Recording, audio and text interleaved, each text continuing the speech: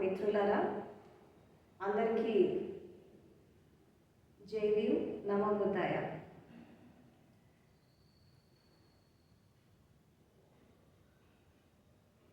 సృష్టికి సృజనలా, ప్రపంచానికి మానవత్వంలా, న్యాయానికి ఒక వెలుగులా, అదేవిధంగా ఒక క్రాంతి బీజంలా ప్రపంచంలో ఎంతోమంది మేధావులు, సంఘ సంస్కర్తలు, తర్వాత ఉద్యమకారులు ఆవిర్భవించారు.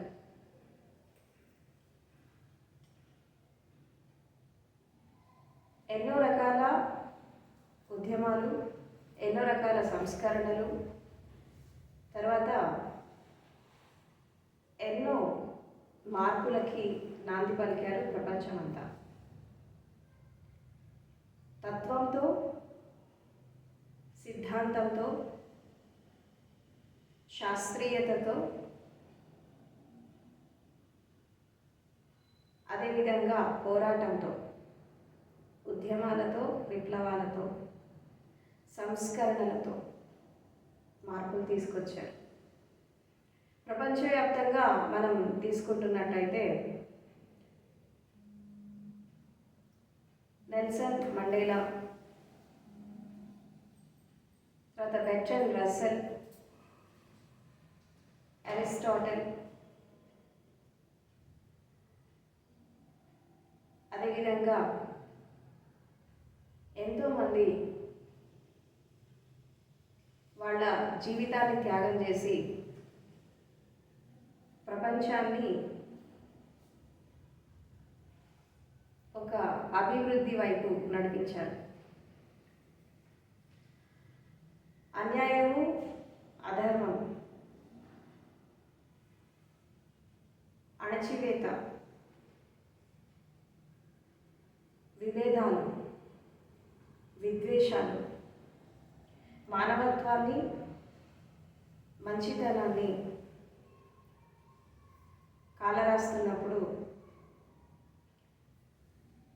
ఈ మనుషులని, ఈ వ్యవస్థని, సమాజాన్ని ప్రక్షాళన చేయడానికి, అస్తవ్యస్తంగా ఉన్నటువంటి సమాజానికి శస్త్రచికిత్స చేయడానికి ఎంతోమంది ఈ భూమిపైన ఆవిర్భవించారు.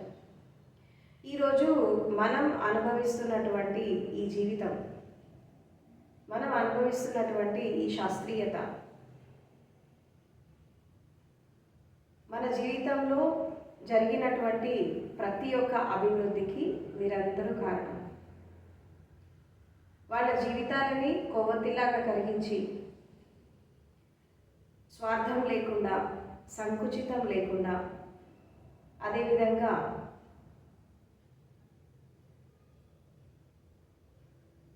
ఈ ప్రపంచంలో ఉండేటటువంటి అనేక రకాల మార్పులకి కారణమయ్యారు. ప్రపంచానికి ఒక శాస్త్రవేత్త ఎంత అవసరమో, వ్యవస్థని మార్చడానికి సంస్కరణవాదులు, అన్యాయాన్ని ఎదిరించడానికి పోరాట యోధులు, ఒక వ్యవస్థని మార్చడానికి ఉద్యమకారులు, తత్వవేత్తలు, వీళ్ళు కూడా చాలా అవసరం. అదేవిధంగా జీవితానికి ఒక దశ దిశ చూపించడానికి జ్ఞానులు కూడా అవసరం. ఇలాంటి వాళ్ళు లేకపోతే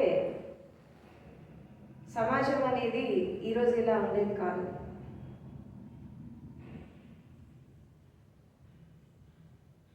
చాలా రకాల మార్పులు జరిగాయి పురాతన కాలం నుంచి నేటి సమాజం వరకు. ఆదిమ మానవుడి నుంచి ఆధునిక మానవుడి వరకు ఎన్నో రకాల పరిణామాలు, ఎన్నో రకాలైనటువంటి మార్పులు జీవితంలో వచ్చాయి. కట్టు బొట్టు, ఆచార వ్యవహారాలు, సాంప్రదాయాలు, క్రమబద్ధమైనటువంటి జీవితము,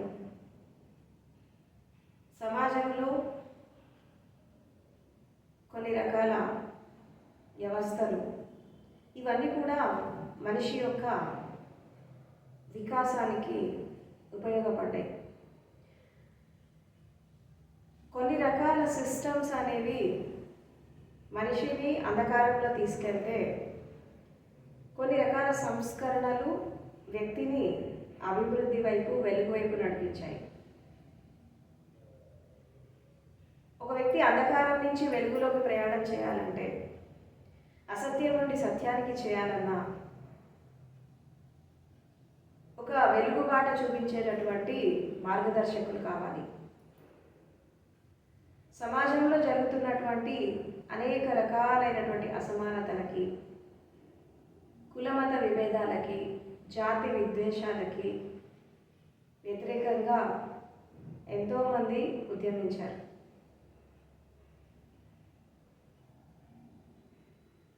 అదేవిధంగా వాళ్ళ యొక్క మేధస్సుతో, వాళ్ళ విజ్ఞానంతో ఎన్నో రకాల పుస్తకాలను రచించి ప్రజలను చైతన్యపరిచారు. వాళ్ళ లెక్చర్స్ ద్వారా, గ్రంథాల ద్వారా ఎంతోమందికి ఒక మార్గనిర్దేశనం ఇచ్చారు. అలాంటి వారిలో డాక్టర్ బిఆర్ అంబేద్కర్ కూడా ఒకరు. దేశం అనేది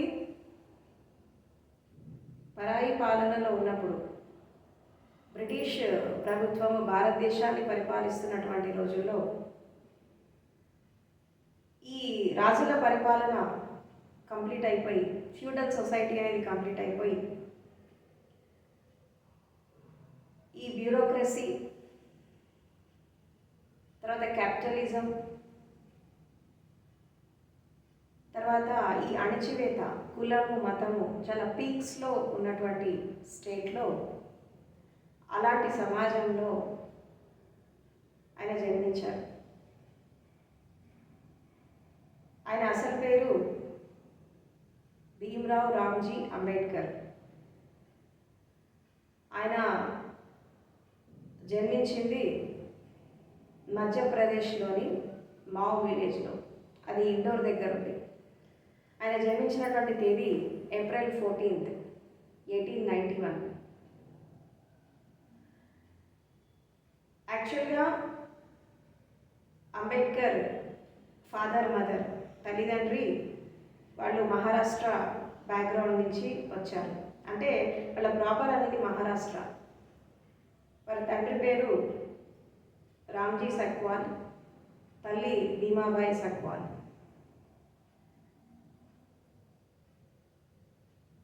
వారి తల్లిదండ్రికి అంబేద్కర్ 14వ సంతానం.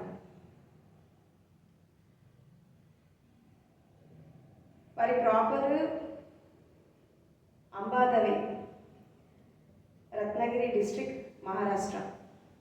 అక్కడి నుంచి వాళ్ళు మైగ్రేట్ అయ్యి మధ్యప్రదేశ్ రాష్ట్రానికి రావడం జరిగింది. అది కూడా మావ్ విలేజ్లో. అంబేద్కర్ ఫాదర్ బ్రిటిష్ ఆర్మీ కమాండెంట్లో సుబేదార్గా వర్క్ చేసేవారు. తన ఉద్యోగరీత్యా అక్కడ వాళ్ళు వలస వెళ్ళారు. అంబేద్కర్ అక్కడ జన్మించారు, మావ్ విలేజ్లో. తను అక్కడ విద్యాభ్యాసము కొనసాగిస్తున్నప్పుడు అనేక రకాలైనటువంటి విభేదాలు చూశారు. ఎందుకంటే అంబేద్కర్ ఒక దళిత్ కాస్ట్లో జన్మించాడు, అంటే అన్టచబుల్ ఫ్యామిలీలో పుట్టారనమాట. ఆ రోజుల్లో ఈ కులము, మతము, విద్వేషాలు, అంటరానితనము, ఈ తక్కువ కులము, ఎక్కువ కులము, ఇలాంటి డిస్క్రిమినేషన్స్ చాలా ఉండేవి. అంటే మనిషి యొక్క విజ్ఞానానికి, జ్ఞానానికంటే కూడా వాళ్ళ జాతి, వాళ్ళ కులము, మతము, వీటికి ఇంపార్టెన్స్ ఇచ్చేవాడు. సో అలా ఇవ్వడం వల్ల ఏమైపోయిందంటే, ఆ రోజుల్లో తను పెరుగుతున్నటువంటి దశలో కూడా ఈ కులానికి సంబంధించినటువంటి రకరకాలైనటువంటి డిస్క్రిమినేషన్స్కి లోనయ్యారు ఆయన. ఆయన విద్యాభ్యాసము నేర్చుకుంటున్నటువంటి టైంలో ఆయనని క్లాస్ రూమ్లో అందరు పిల్లలతో కూర్చొని ఇచ్చేవాళ్ళు కాదు. క్లాస్ రూమ్ బయట కూర్చొని ఆయన పాఠాలు వినేవాడు. అదేవిధంగా అందరితో సమానంగా నీళ్లు తాగడానికి కూడా అర్హత ఉండేది కాదు. వాడికి దాహం వేస్తుంటే ఎవరో ఒకళ్ళు, అంటే ఈ ఎక్కువ కులానికి సంబంధించినటువంటి వ్యక్తి ఎవరో ఒకళ్ళు వచ్చేసి వాళ్ళకి నీళ్లు పోస్తే తాగాల్సినటువంటి పరిస్థితి. అంటే ఒక ప్యూన్ ఉండేవాడు ఆ స్కూల్లో. ఆ ప్యూన్ తను వాటర్ అందించేవాడు. వాటర్ ఇట్లా పైనుంచి పోస్తే వాళ్ళని అంటుకోకుండా పైనుంచి పోస్తే ఇట్లా దోశలతో తాగేవాళ్ళు అన్నట్టు. అంటే అంత మనిషి ద్వేషించేటటువంటి ఒక వ్యవస్థ అనేది అక్కడ ఉంది. అంటే వాళ్ళు కూడా మనిషి, నేను కూడా మనిషి అని కాకుండా జాతితో కులంతో ముడిపెట్టేసి వాళ్ళు తక్కువ వీళ్ళు ఎక్కువ, అలాంటి సమాజంలో ఆయన తను విద్యాభ్యాసం కొనసాగించారు. తర్వాత తను కూర్చుంటున్నటువంటి తను కింద వేసుకున్నటువంటి ఆ చేప లాంటిది కూడా ఆయన ఇంటి నుంచి తెచ్చుకునేవాడు. గోరె సంచి లాగా ఉండేది, అది తెచ్చుకొని ఆ బయట కూర్చొని ఆయన విద్యాభ్యాసాన్ని కొనసాగించారు. ఇలా తను అక్కడ ప్రైమరీ ఎడ్యుకేషన్ అనేది తీసుకున్నాక వాళ్ళ ఫాదరు 1897లో బాంబేకి వలస వచ్చారు. అక్కడ ఆయనకి ఎల్ఫిన్స్టన్ స్కూల్లో జాయిన్ చేశారు.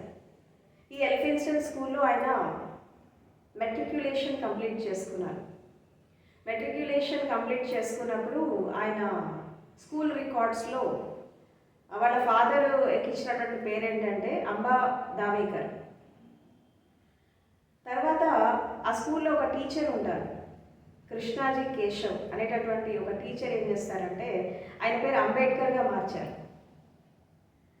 అలా అతను ఎల్ఫిన్స్టన్ స్కూల్లో ఈ మెట్రిక్యులేషన్ కంప్లీట్ చేసుకుంటున్నటువంటి క్రమంలో ఆయన హయ్యర్ స్టడీస్కి వెళ్ళాలి అనుకుంటాడు. ఇంకోటి ఏంటంటే ఆ స్కూల్ నుంచి, అంటే వాళ్ళ బ్రదర్స్ సిస్టర్స్ కంటే కూడా ఈయన ఎడ్యుకేషన్లో బాగా ముందుండేవాడు, బాగా ఇంటెలిజెన్సీగా చదువుకునేవాడు.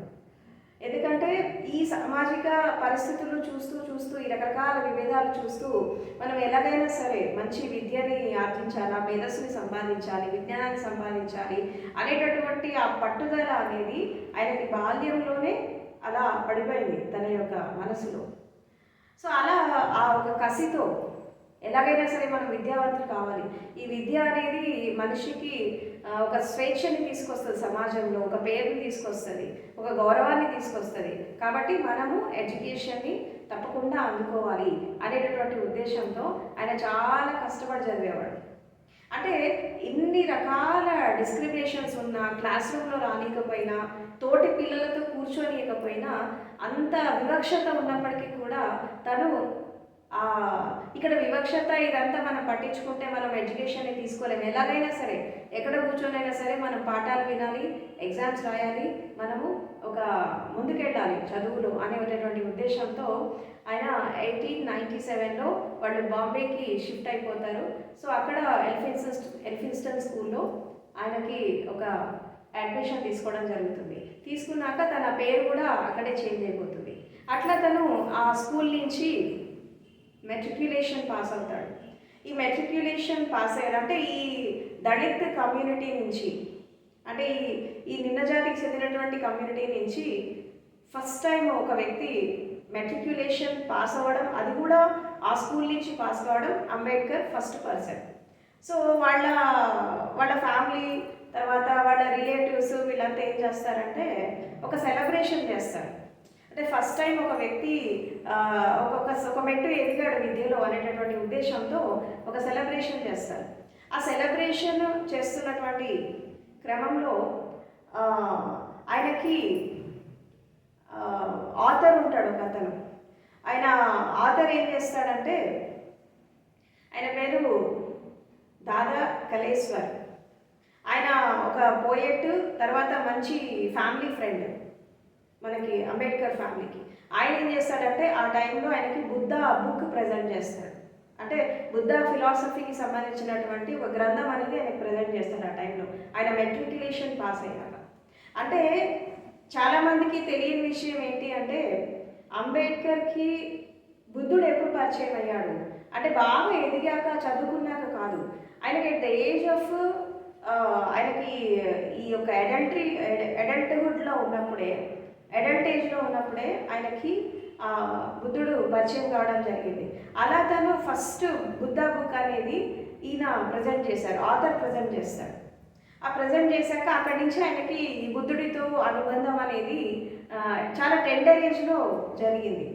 అది ఓవర్ నైట్లో ఆయన బుద్ధిజాన్ని తీసుకోవాలి, లేదంటే మనము ఈ యొక్క సమాజం అనేది మారాలంటే బౌద్ధ ధర్మం ఎస్టాబ్లిష్ కావాలి అనేటటువంటి థాట్ ఏదైతే ఉందో ఆయనకి బాగా ఎదిగాక వచ్చినటువంటి ఆలోచన కాదు. ఆయన చిన్నప్పటి నుంచి కూడా ఎప్పుడైతే ఈయన ఆ బుక్ ప్రజెంట్ చేశాడో అప్పటి నుంచి బుద్ధుడి పైన ఒక అన్వేషణ, రీసెర్చ్ అనేది అక్కడ మొదలైంది. అలా తను ఇంకా ఇంకా ముందు మెట్రికులేషన్ పాస్ అయ్యాక కూడా మనం ఇంకా ఉన్నతమైన చదువుకి వెళ్ళాలి అనేటటువంటి ఉద్దేశంతో 1912లో ఆయన బాంబే యూనివర్సిటీలో డిగ్రీ చేయడానికి జాయిన్ అవుతారు. అలా జాయిన్ అవుతున్నటువంటి క్రమంలో ఫస్ట్ ఎప్పుడైతే వాళ్ళు 1897లో ఈ బాంబేకి షిఫ్ట్ అయిపోయాక వాళ్ళ మదర్ చనిపోతుంది ఆయన మెట్రికులేషన్ చేసేటటువంటి టైంలో. సో అట్లా అంటే చిన్నప్పటి నుంచి కూడా ఒక దుఃఖంలో, ఒక బాధల్లో, అనేక రకాల కష్టాల్లో అంటే అయిన వాళ్ళు దూరమైపోయి ఈ సమాజంలో రకరకాల వివక్షతలతో అంటే ఇన్ని రకాల డిస్క్రిమినేషన్స్ మధ్యలో ఒక వ్యక్తి నలిగిపోతూ ఇంత ఉన్నతమైన స్థాయికి రావాలంటే ఒక పెద్ద సంఘర్షణ జరుగుతుంది. ఎంతో గొప్ప ఒక వజ్ర సంకల్పం ఉంటే తప్పించి ఆ వ్యక్తి ఆ స్థాయికి రాలేడు. సో అట్లా రకరకాల దుఃఖాలు, బాధలు సమాజపరంగా, కుటుంబపరంగా, ఆర్థికంగా, సామాజికంగా రకరకాల పరిస్థితులను ఎదుర్కొంటూ ఆయన చాలా స్ట్రగుల్ చేయాల్సి వచ్చింది తన యొక్క జీవిత వికాసం కోసం, విద్యా వికాసం కోసం, ఈ విజ్ఞాన వికాసం కోసం చాలా స్ట్రగుల్ చేయాల్సి వచ్చింది. ఈ చేస్తున్నటువంటి క్రమంలోనే ఆయన మదర్ చనిపోతారు. దాని తర్వాత ఈయన 1912లో ఆయన బాంబే యూనివర్సిటీలో డిగ్రీ చదవడానికి జాయిన్ అవుతాడు. ఈ జాయిన్ అయినటువంటి 1 ఇయర్లో 1930లో ఆయన ఫాదర్ కూడా చనిపోతాడు. అయితే ఎప్పుడైతే ఈ ఫాదర్ చనిపోవడానికంటే ముందు మెట్రికులేషన్ కంప్లీట్ అయ్యాక ఆయన 1906లో ఆయనకి 15 ఏళ్ళు ఉన్నప్పుడు ఆయనకు వివాహం చేస్తారు. ఆయన భార్య పేరు రమాబాయి అంబేద్కర్. ఆమెకేమో 9 సంవత్సరాలు, ఈయనకి 15 సంవత్సరాలు, అంటే ఒక విధంగా చైల్డ్హుడ్ మ్యారేజ్ అన్నట్టు. సో ఆ వివాహం జరుగుతుంది, మెట్రికులేషన్ పాస్ అయిపోతాడు. దాని తర్వాత తన ఫాదర్ చనిపోతాడు. చనిపోయాక మళ్ళీ ఆయన డిగ్రీలో జాయిన్ అవుతాడు. ఈ డిగ్రీలో బాంబే యూనివర్సిటీ నుంచి డిగ్రీ కంప్లీట్ చేసుకున్నాక ఈయనకున్నటువంటి ఇంటెలిజెన్సీ, ఈయన తెలివితేటలు ఇవన్నీ చూసి మనకి బరోడా రాజు ఉంటాడు సయాజీ గైక్వాడ్. ఆయన ఏం చేస్తాడంటే అరే ఈ పిల్లాడు బాగా చదువుతున్నాడు, ఇతనికి మంచి ఇంటెలిజెన్సీ ఉంది, ఇతను హయ్యర్ ఎడ్యుకేషన్ తీసుకోవడానికి మనం హెల్ప్ చేస్తే అతను ఎంతోమందికి మార్గదర్శకత్వం ఇస్తాడు అనేటటువంటి ఉద్దేశంతో ఈ సయాజీ గైక్వాడ్ బరోడా రాజు ఏం చేస్తాడంటే ఆయనకి ఇంకా ఉన్నతమైన విద్య అంటే పోస్ట్ గ్రాడ్యుయేషన్ చేయడానికి, ఉన్నత విద్య అభ్యసించడానికి అమెరికా కొలంబియా యూనివర్సిటీకి పంపిస్తాడన్నట్టు. కొలంబియా యూనివర్సిటీ అనేది చాలా పెద్ద యూనివర్సిటీ, అది కాలిఫోర్నియా సిటీలో ఉంటుంది, న్యూయార్క్ సిటీలో ఉంటుంది. సో అది పెద్ద యూనివర్సిటీ. అక్కడ తను పోస్ట్ గ్రాడ్యుయేషన్ కంప్లీట్ చేసుకుంటాడు. ఈ పోస్ట్ గ్రాడ్యుయేషన్ అనేది కంప్లీట్ అయిపోయాక అక్కడ నుంచి ఆయన ఒక ఉన్నత విద్య అభ్యసించడం అనేది అక్కడి నుంచి మొదలైంది. తర్వాత ఒక స్కాలర్షిప్ అలాట్ చేస్తారనమాట ఆయనకి ఆ ఉన్నత విద్య అభ్యసించడానికి. అలా తను కొలంబియా యూనివర్సిటీలో చాలా పెద్ద లైబ్రరీ ఉంది.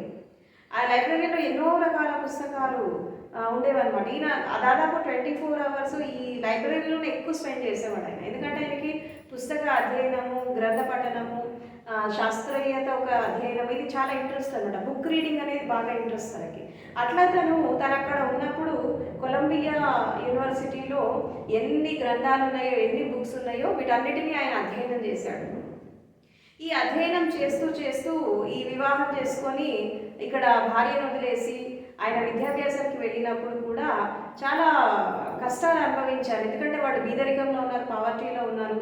అండ్ ఆయన అక్కడ ఉన్నత విద్య అభ్యసిస్తున్నటువంటి క్రమంలో ఆయన భార్య రమాబాయి అంబేద్కర్ కూడా ఇక్కడ చిన్న చిన్న పనులు చేసేసి అక్కడ ఆయనకి ఈ స్కాలర్షిప్ పంపించినటువంటి డబ్బులు అక్కడ సరిపోయేవి కాదు, అక్కడ ఎడ్యుకేషన్ నీడ్స్ని ఫుల్ఫిల్ చేసేవి కాదు.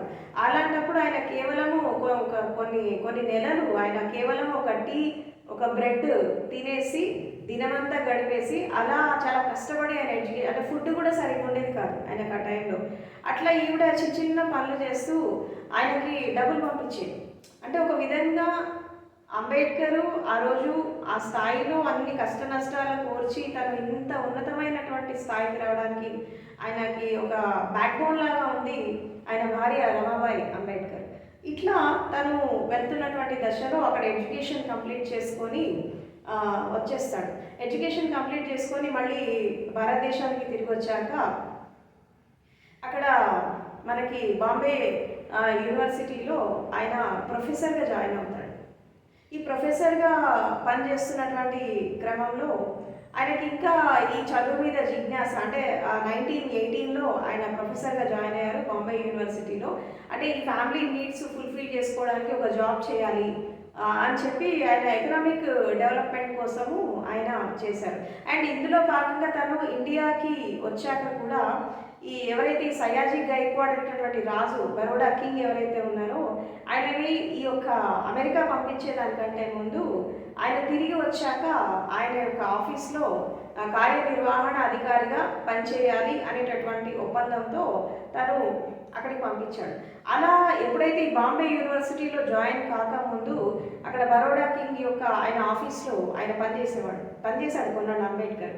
అక్కడ పనిచేస్తున్నప్పుడు కూడా ఈయన విద్యకి విజ్ఞానానికి ఇంపార్టెన్స్ ఇవ్వకుండా అక్కడ కూడా ఆయనకు ఒక డిస్క్రిమినేషన్స్ వచ్చాయి, కాస్ట్ పరంగా రిలీజియన్ పరంగా వచ్చాయి. ఇవన్నీ కూడా అంటే ఒక వ్యక్తి ఇంత ఉన్నతమైన స్థాయిలో ఎదిగాక కూడా ఎందుకు తనకి ఇంకా ఈ డిస్క్రిమినేషన్స్ ఉన్నాయంటే భారతదేశంలో ఈ జ్ఞానానికి విజ్ఞానానికి ఇంపార్టెన్స్ ఇవ్వడం చాలా తక్కువ. ఎంతసేపు వాళ్ళు ఎక్కడ పుట్టారు, ఎక్కడ పెరిగారు, తల్లిదండ్రులు ఎవరు, జాతి ఏంటి, మతం ఏంటి, కులం ఏంటి, ప్రాంతం ఏంటి, ఈ విధంగా మనుషులని బేరీజు వేశారే కానీ వాళ్ళకి ఒక మానవత్వంతో ఒక విజ్ఞానంతో జ్ఞానంతో ఒక మనిషి ఇంత కష్టపడి ఎదిగాడు అనేటటువంటి ఉద్దేశంతో వాళ్ళకి ఆ ఇంపార్టెన్స్ ఇచ్చేవాళ్ళు కాదు. ఆ ఇంపార్టెన్స్ ఇవ్వకపోవడం వల్ల ఏమైపోయిందంటే ఎంత ఎదిగినా ఇంకా వాళ్ళకి ఇంకా ఏదో ఒక డిఫరెంట్ విజన్తో చూస్తారు ఇప్పటికీ భారతదేశంలో మనకి. అందుకే ఇక్కడ మేధస్సుకి ఇంపార్టెన్స్ ఉండదు. అందుకే భారతదేశం అనేది పురాతన ప్రాచీన దేశమైనా ఇంకా అండర్ డెవలప్డ్ కంట్రీగానే ఉంది. ఎందుకంటే ఇక్కడ ఈ మేధస్సు కంటే విజ్ఞానం కంటే కూడా ఈ కులానికి మతానికి జాతికి ఇంపార్టెన్స్ ఇస్తారు కాబట్టి ఇంకా వెనుకబడిన దేశంలాగే ఉంది. ఎందుకంటే జ్ఞానము విజ్ఞానం అనేది దేశాన్ని కానీ వ్యక్తిని కానీ ఒక అభివృద్ధి పదంలో పంపిస్తుంది. కానీ ఈ కులము మతము వివిధాలు ఇవన్నీ కూడా మళ్ళీ చీకట్లకు పంపిస్తాయి, మళ్ళీ వెనక్కి పంపిస్తాయి. అందుకే ఇంకా ఈ అభివృద్ధి చెందుతున్న దేశాల జాబితాలోనే భారతదేశం ఉంది కానీ వేరే కంట్రీస్తో కంపీట్ చేయలేకపోతుంది because of this discriminations. So ఆ రోజుల్లో కూడా ఆ పరిస్థితి అలాగే ఉండేది. ఆయన అంత బాగా చదువుకున్న, అమెరికా వెళ్ళి చదువుకున్న, పోస్ట్ గ్రాడ్యుయేషన్ కంప్లీట్ చేసుకున్న, అంత విజ్ఞానం ఉన్న విద్యాభ్యాసం ఉన్నటువంటి వ్యక్తికి కూడా ఇలాంటి వివక్షత అనేది తప్పలేదు. ఇంక ఇది కొన్నాళ్ళు అక్కడ చేశాడు, దాని తర్వాత ఇది కరెక్ట్ కాదు అని చెప్పి మళ్ళీ ఎక్కడి నుంచి బయటకు వచ్చేసి 1980లో తను ప్రొఫెసర్గా ముంబై యూనివర్సిటీలో జాయిన్ అయ్యాడు. ఈ ముంబై యూనివర్సిటీలో ప్రొఫెసర్గా చేస్తున్నటువంటి క్రమంలో మళ్ళీ 1923లో ఆయన లండన్ యూనివర్సిటీలో డిఎస్సి చేయడానికి వెళ్ళారు ఎకనామిక్స్లో.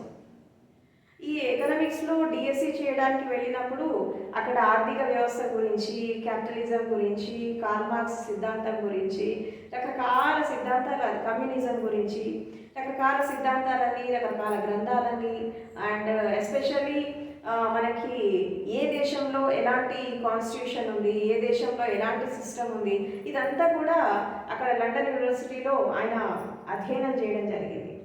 అలా అతను అధ్యయనం చేస్తూ వెళ్తున్నటువంటి క్రమంలో ఆయన ఉన్నత విద్యని అభ్యసించాక మన బ్రిటిష్ పరిపాలన అనేది మనకి భారతదేశంలో నడుస్తుంది ఆ టైంలో.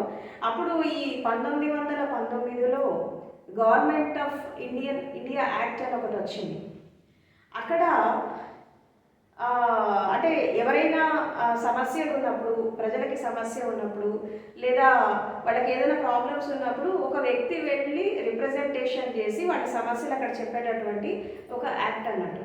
అట్లా తను అంబేద్కర్ ఆ టైంలో ఏం చేశాడంటే గవర్నమెంట్ ఆఫ్ ఇండియా దగ్గరికి వెళ్ళేసి ఈ మనకి ఈ తక్కువ జాతికి చెందినటువంటి వ్యక్తులు ఈ డిస్క్రిమినేషన్స్ ఎలా ఎదుర్కొంటున్నారు, తర్వాత ఈ కాస్ట్ సిస్టమ్ వల్ల ఎలాంటి ఇబ్బందులు వస్తున్నాయి, అన్టచబిలిటీ వల్ల ఎంతమంది ఇబ్బంది పడుతున్నారు అని చెప్పి ఒక 80% మనుషుల తరఫున 80% పీపుల్ తరఫున తను రిప్రజెంటేషన్ చేశాడు. అక్కడ వెళ్ళి ఒక రిపోర్ట్ సబ్మిట్ చేయడం జరుగుతుంది.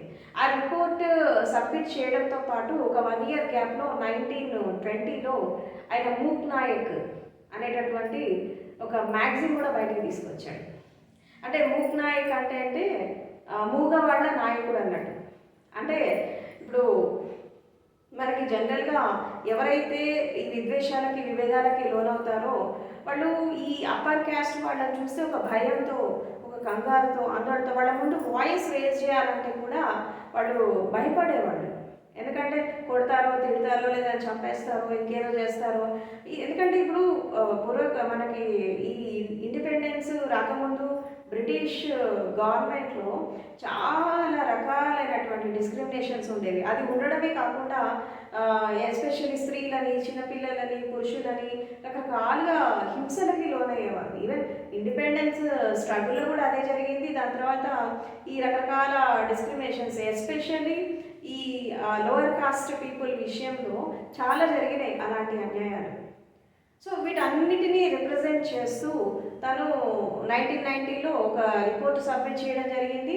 అండ్ 1920లో ఈ మూక్ నాయక్ అనేటటువంటి ఈ యొక్క మ్యాగజైన్ స్టార్ట్ చేసి ఇంకా ప్రజలని చైతన్యపరచాలి, మనము అవేర్నెస్ తీసుకురావాలి ప్రజల లోపల, ఈ ఉద్యోగాలు చేస్తూ ఇక్కడ ఉండిపోతే వీళ్ళ జీవితాలు అనేవి మారవు అనేటటువంటి ఉద్దేశంతో ఆయన ప్రజలను చైతన్యపరచాలి అనేటువంటి ఉద్దేశంతో ఆయన 1936లో ఎన్హిలేషన్ ఆఫ్ క్యాస్ట్, అంటే భారతదేశంలో కుల నిర్మూలన అనేది జరగకపోతే 80% ప్రజలకి అన్యాయం జరుగుతుంది. 80% ప్రజలకు అన్యాయం జరిగినప్పుడు దేశం అనేది అభివృద్ధి జరగదు. ఇప్పుడు విద్య, ఉద్యోగము, తర్వాత వికాసము అనేది అందరితో సమానంగా అందాలి, సమానంగా అందరికీ విద్య ఉండాలి, సమానంగా అందరికీ అవకాశాలు ఉండాలి అనేటటువంటి ఉద్దేశంతో వీటన్నిటినీ ఆయన ముందుకు తీసుకెళ్ళడానికి, ప్రజల్లో తీసుకెళ్ళడానికి ఈ కుల నిర్మూలన ఉద్యమం అనేది 1936లో ఆయన మొదలుపెట్టాడు. అలా మొదలు పెడుతున్నటువంటి క్రమంలో ఎప్పుడైతే ఆయన ఈ పత్రిక ఎప్పుడైతే స్టార్ట్ చేశారో, మ్యాగజైన్ ఎప్పుడైతే స్టార్ట్ చేశారో, మూక్ నాయక్ మ్యాగజైన్ అనేది స్టార్ట్ చేసేటటువంటి క్రమంలో ఇప్పుడు ఆయన అధ్యయనం చేశాడు అసలు భారతదేశంలో కుల వ్యవస్థ అనేది ఎందుకు వచ్చింది, ఈ మత విద్వేషాలు ఎందుకు వచ్చాయి, అసలు ఎస్పెషల్లీ హిందూ ధర్మంలో కులం అనేది ఎలా వచ్చింది, దానికి మూలం ఎక్కడుంది అని చెప్పి అన్ని రకాల శాస్త్రాలు అధ్యయనం చేస్తున్నటువంటి క్రమంలో ఆయనకి కులం యొక్క మూలం ఎక్కడుంది అంటే మనుధర్మ శాస్త్రంలో కనబడింది. ఈ మనుధర్మ శాస్త్రం అనేది ఈ కుల వ్యవస్థకి కారణం, భారతదేశంలో కుల వ్యవస్థ రావడానికి మనుధర్మ శాస్త్రం కారణం అనేది అనేటటువంటి ఒక విషయం ఆయనకు అర్థమైంది అది చదివాక. అప్పుడు ఆయన ఏం చేశాడంటే ఏదైతే ఈ కుల నిర్మూలన ఉద్యమము చేసేదానికంటే ముందు ఎప్పుడు 1927 డిసెంబర్ 25వ తారీఖున ఈ మనుధర్మ శాస్త్రం దహనం చేశాడు పబ్లిక్ సమక్షంలో. అండ్ ఈ క్రమంలో ఏం జరిగిందంటే ఈ ఎవరైతే ఈ దళితులు, ఈ నిమ్న జాతికి చెందినటువంటి ఈ వ్యక్తులు ఎవరైతే ఉన్నారో వీళ్ళని దేవాలయాల్లో కూడా అనుమతించేవాళ్ళు కాదు, దేవాలయాలు కూడా రానిచ్చేవాళ్ళు కాదు. సో అప్పుడు ఆయన ఈ దళితులు అంటే ఒక దళితులందరినీ తీసుకొని ఈ కాలారాం టెంపుల్లో ఆయన ఎంటర్ అయిపోయి ఆ దేవాలయంలో కూడా ప్రవేశించడం జరుగుతుంది. అంటే ఈ కుల నిర్మూలన ఉద్యమం అనేది ఆల్మోస్ట్ ఎప్పుడైతే ఆయన 1919లో ఈ గవర్నమెంట్కి ఎప్పుడైతే ఒక రిపోర్ట్ సబ్మిట్ చేశాడో, ఎప్పుడైతే ఈ మ్యాగజైన్ స్టార్ట్ చేశాడో, అదేవిధంగా 1927లో ఈ మూక్ నాయక్ ఈ పత్రిక ద్వారా ఒక మెసేజ్ అనేది పంపించి అప్పటికే ప్రజలను తను చైతన్యపరుస్తున్నాడు. తన మీటింగ్స్ ద్వారా, లెక్చర్స్ ద్వారా రకరకాలుగా వాళ్ళని చైతన్యపరుస్తూ, ఎస్పెషల్లీ పత్రిక ద్వారా కూడా ఆర్టికల్స్ రాస్తూ దాన్ని పబ్లిష్ చేస్తూ ఆయన అలా ముందుకు వెళ్తూ వెళ్తూ ఈ 1927లో ఈ మనధర్మ శాస్త్రం దహనం చేయడము ఇదంతా జరుగుతోంది. ఇదంతా ఒక ఉద్యమం అనేది స్టార్ట్ అయింది. ఇలా స్టార్ట్ చేస్తూ చేస్తూ 1936లో ఆయన ఈ కుల నిర్మూలన ఉద్యమం చాలా విస్తృతంగా ఆయన చేయడం జరిగింది. ఇలా చేస్తున్నటువంటి క్రమంలో ఆయన ఇటు ఒకవైపు ఉద్యోగం, ఒకవైపు కుటుంబం, ఇంకోవైపు సమాజం, ఈ రెండింటిలో దేనికి మనం న్యాయం చేయాలి, దేనికి మనం ఇంపార్టెన్స్ ఇవ్వాలి అని చెప్పి ఆయన కుటుంబానికి ఇంపార్టెన్స్ ఇవ్వలేదు. తర్వాత ఈ ఉద్యోగానికి కూడా పెద్ద ప్రయారిటీ ఇచ్చేవాడు కాదు. ఏదో చేస్తున్నాడు అంతే, ఏదో మనం లైట్గా మనం బ్రతకాలి కాబట్టి ఏదో జాబ్ చేస్తున్నట్టు చేసేవాడు. అట్లా తను ఈ యొక్క 1935లో లా కాలేజ్ ప్రిన్సిపల్గా పనిచేశాడు ఆయన. అంటే డాక్టర్ బిఆర్ అంబేద్కర్ ఆయనకి అనేక రకాల డిగ్రీలు ఉన్నాయి, లా, ఫిలాసఫీ, ఆంథ్రోపాలజీ, అండ్ తర్వాత మనకి రకరకాల ఇంకా చాలా సైన్స్, తర్వాత సోషియాలజీ, అనేక రకాల సబ్జెక్ట్స్లో ఆయన ఈ యొక్క PG, graduation, post graduation, honours చేయడం జరిగింది. అట్లా అంటే ఒక విధంగా చెప్పాలంటే అన్ని రకాల సబ్జెక్ట్స్ని ఆయన అధ్యయనం చేయడం జరిగింది. అట్లా ఆయన లా కూడా చదివారు. సో అలా లా చదువుకున్నాక అప్పుడు ఎప్పుడైతే 1935లో ఆయన లా కాలేజ్ ప్రిన్సిపల్గా చేశారు. ఈ లా కాలేజ్ ప్రిన్సిపల్గా చేస్తున్నటువంటి క్రమంలో అదే టైంలో ఆయన ఈ యొక్క ఈ కుల నిర్మూలన ఉద్యమాలు చేయడము, ప్రజలను చైతన్యపరచడము ఇదంతా కూడా జరుగుతుంది. తర్వాత 1936లో ఇండిపెండెంట్ లేబర్ పార్టీ అనేటువంటి ఒక పార్టీ కూడా ఆయన స్థాపించడం జరిగింది. ఇలా పాలిటిక్స్లో కూడా ఆయన ఎంటర్ అయ్యారు. ఇలా తన లైఫ్ అనేది రకరకాల ఉద్యమాలతో, తన ఉద్యోగంతో, తన చదువుతో ఇదంతా కూడా ఒక ఉన్నత విద్యా పారంగతుడై ఒక మేధస్సుని సంపాదించి, విద్య మాత్రమే మనిషిని సమాజంలో ఉన్నతమైన స్థాయికి తీసుకెళ్తుంది, విద్య మాత్రమే మనిషిని ఒక డిఫరెంట్ పొజిషన్లో తీసుకెళ్తుంది సమాజంలో. కాబట్టి విద్య మాత్రమే స్వేచ్ఛనిస్తుంది. కాబట్టి ఎడ్యుకేట్, ఎజిటేట్, ఆర్గనైజ్ అంటే బోధించాలి, సమీకరించాలి, పోరాడాలి. అంటే చదువు ఉండాలి, అవసరమైతే అన్యాయం జరిగిన చోట, అధర్మం జరిగిన చోట పోరాడాలి. తర్వాత ఆర్గనైజ్ చేయాలి, అంటే ప్రజలని ఆర్గనైజ్ చేసి సమీకరించి ఒక చైతన్యపరిచి వాళ్ళకి మనం బోధించి, అంటే వాళ్ళకి సమాజం పైన, వీటిపైన, వాటిపైన ఒక అవగాహన కలిగించి వాళ్ళని ఎడ్యుకేట్ చేసి తర్వాత పోరాడి ఒక న్యాయాన్ని, ధర్మాన్ని, తర్వాత ఒక సమాజ స్థాపనని ఎస్టాబ్లిష్ చేయాలి. సమాజంలో ఈ విద్వేషాలను వెళ్ళిపోవాలి, రకరకాల డిస్క్రిమినేషన్స్ వెళ్ళిపోవాలి, మనిషి మనిషిలాగా జీవించాలి అనేటటువంటి ఉద్దేశంతో ఆయన ఈ ఉద్యమం తీసుకురావడం జరిగింది. అదేవిధంగా ఈ పార్టీ అనేది స్థాపించాక ఆయన పాలిటిక్స్లో కూడా ఎంటర్ అయ్యాడు. అంటే మనకి అధికారం, అంటే ఎక్కడ చట్టసభల్లో మనకి ఎప్పుడైతే అధికారం వస్తుందో, చట్టసభల్లో మనం ఎప్పుడైతే ఒక పదవి మనకు ఉంటుందో అప్పుడు మనము ఈ ప్రజల యొక్క తలరాతను మనం మార్చచ్చు, చట్టాలు చేసేటటువంటి పవర్ కూడా మన చేతుల్లో రావాలి అనేటువంటి ఉద్దేశంతో పాలిటిక్స్లోకి ఆయన ఎంటర్ అయ్యాడు. పాలిటిక్స్లో ఆయన ఎంటర్ అయినటువంటి కారణము ఏదో పదవులని అలంకరించాలని, లేదంటే తను ఒక ఉన్నతమైన అధికారంలో ఉండాలని కాదు. అక్కడ వీళ్ళకి ఈ 80% ప్రజలకి న్యాయం జరగాలంటే తప్పకుండా మనం చట్టసభల్లో మనం ఉండాలి. తర్వాత చట్టాలు ఎవరైతే చేస్తారో అక్కడ మనకి ఒక పదవి ఉండాలి. అప్పుడు మనము వీళ్ళ తలరాతల్ని మనం మార్చచ్చు అనేటటువంటి ఉద్దేశంతో ఆయన పాలిటిక్స్లోకి ఎంటర్ అయ్యారు. ఇలా పాలిటిక్స్లో ఎంటర్ అవుతూ ఆయన రాజ్యసభ మెంబర్గా కూడా ఎలక్ట్ అయ్యారు. రాజ్యసభ మెంబర్గా ఎలక్ట్ అయ్యాక అప్పుడు మనకి ఇది జరుగుతున్నటువంటి క్రమంలో మనకి ఈ యొక్క క్విట్ ఇండియా మూమెంట్ వచ్చింది, పూనా ఫ్యాక్ట్ వచ్చింది. తర్వాత ఈ రకరకాల ఫ్రీడమ్ ఫైటర్స్ వీళ్ళంతా చేరి మనకి 15th ఆగస్ట్ 1947లో భారతదేశానికి స్వాతంత్రం వచ్చింది. ఈ భారతదేశానికి స్వాతంత్రం వచ్చాక ప్రత్యేక రాజ్యాంగం అనేది లేదు భారతదేశానికి. దాదాపు ఒక ఇండిపెండెన్స్ వచ్చాక కూడా ఒక 2 ఇయర్స్ 3 ఇయర్స్ ఇంకా బ్రిటిష్ కాన్స్టిట్యూషన్ రూల్స్ రెగ్యులేషన్స్ ప్రకారమే భారతదేశం అనేది నడిచింది. ఎందుకంటే ప్రత్యేక రాజ్యాంగం అనేది లేదు. అప్పుడు మనకి జవహర్లాల్ నెహ్రూ ప్రైమ్ మినిస్టర్గా ఉంటూ Indian national Congress Jawaharlal Nehru prime మినిస్టర్గా ఉన్నప్పుడు భారతదేశానికి స్వతంత్రం వచ్చినప్పుడు అప్పుడు ఇంకా మనకి ప్రత్యేకించి ఒక రాజ్యాంగం అనేది కావాలి మన భారతదేశానికి అనేటువంటి ఉద్దేశంలో ఎవరు రాస్తారు రాజ్యాంగాన్ని అని చెప్పి వెతుకుతూ ఉంటారు. ఆఖరికి ఆయన ఫస్ట్ అప్పర్ క్యాస్ట్లో వెతుకుతారు. మేధావులు సంస్కర్తలంతా వీళ్ళంతా అప్పర్ క్యాస్ట్లో ఉంటారనేటువంటి అపోహ ఉంది. ఇంకా అది వెతుకుతూ ఉంటే వాళ్ళకి ఎవరు కనబడరు. అప్పుడు ఈ వెతుకుతున్నటువంటి క్రమంలో వాళ్ళకి అంబేద్కర్ కనిపించాడు. సో ఇతను బాగా వెల్ ఎడ్యుకేటెడ్ అండ్ తనకి మేధస్సు ఉంది, జ్ఞానం ఉంది, విజ్ఞానం ఉంది.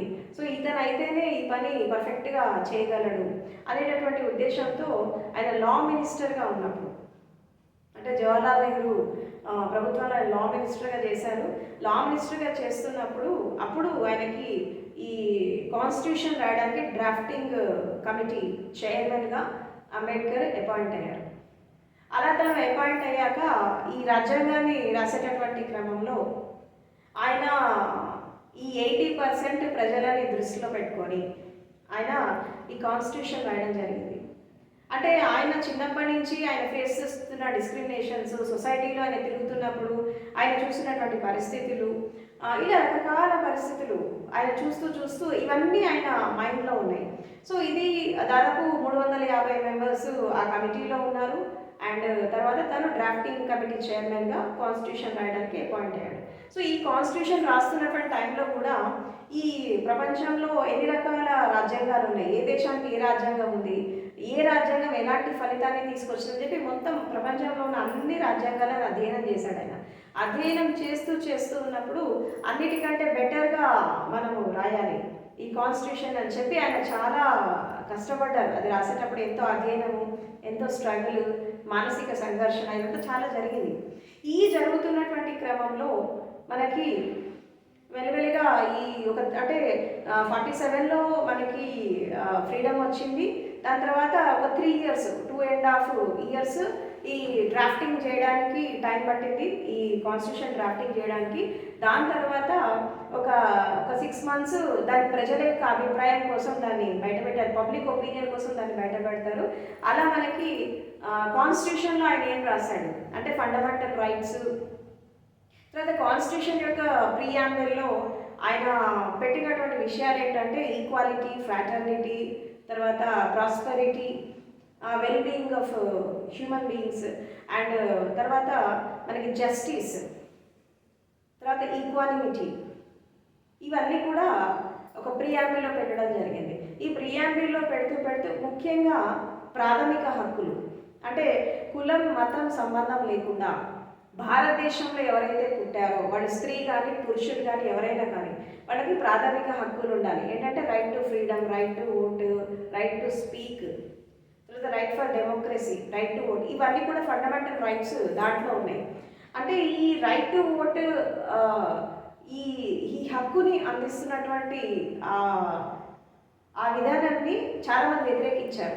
ఆ రోజుల్లో ఓటు హక్కు అనేది ఎలా ఉండేదంటే ఒక వ్యక్తి ఒక ప్రజాప్రతినిధిని ఎన్నుకోవాలి అంటే వాళ్ళకి ఒక 100 ఎకరాల భూమన్నా ఉండాలి, బాగా కోటీశ్వరులను అయి ఉండాలి, లేదా ఒక పొలిటికల్ లీడర్ని అయి ఉండాలి, వాళ్ళు మాత్రమే ఎలిజిబుల్.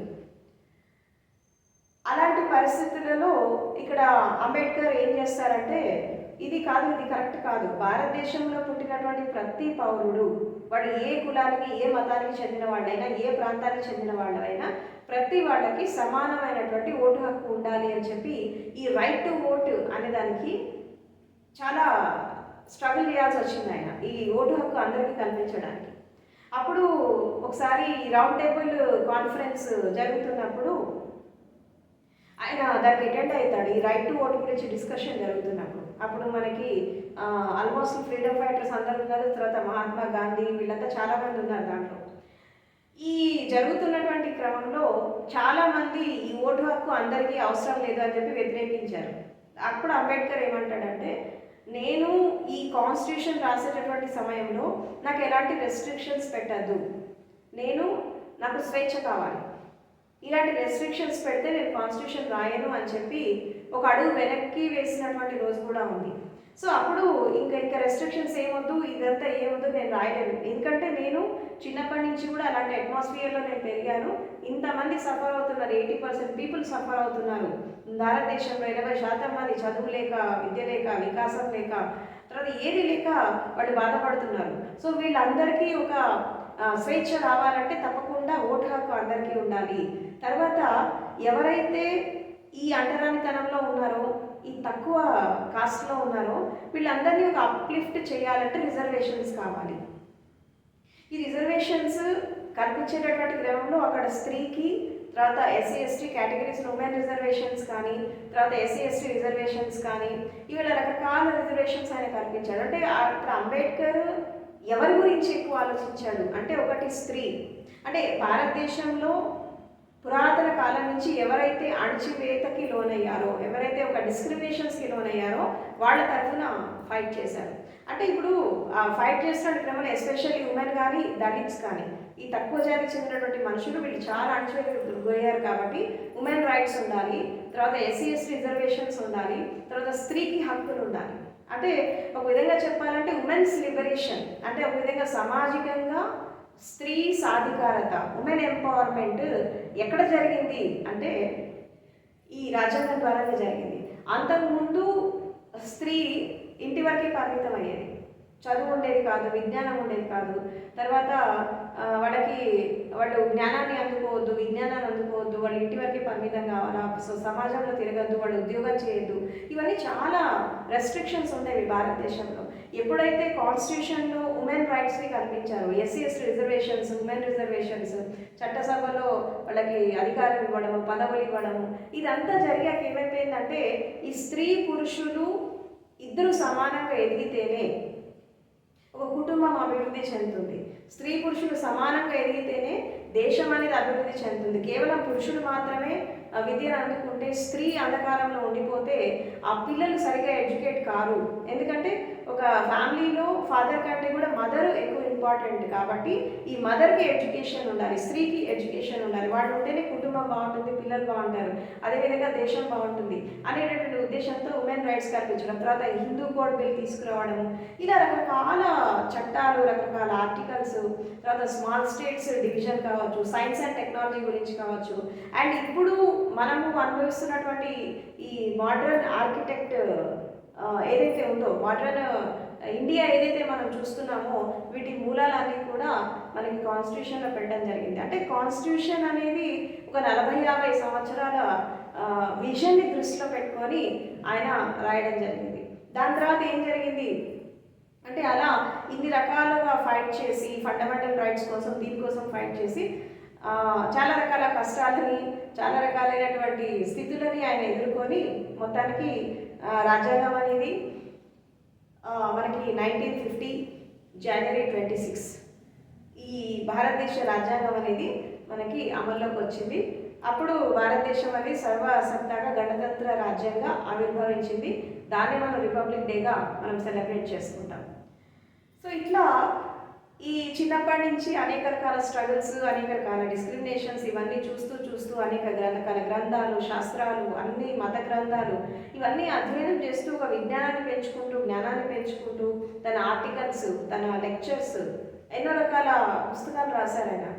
క్యాపిటలిజం పైన, మార్క్సిజం పైన, కమ్యూనిజం పైన, రకరకాల ఇజమ్స్ ఆయన అధ్యయనం చేసేసి ఎన్నో రకాల బుక్స్ రాయడం, ఆర్టికల్స్ రాయడము, థీసిస్ సబ్మిట్ చేయడము, అండ్ యూనివర్సిటీలో లెక్చర్స్ ఇవ్వడము, ఈవెన్ పబ్లిక్ మీటింగ్స్లో కూడా అవేర్నెస్ క్రియేట్ చేయడము భారతదేశ స్థితిగతుల నుంచి.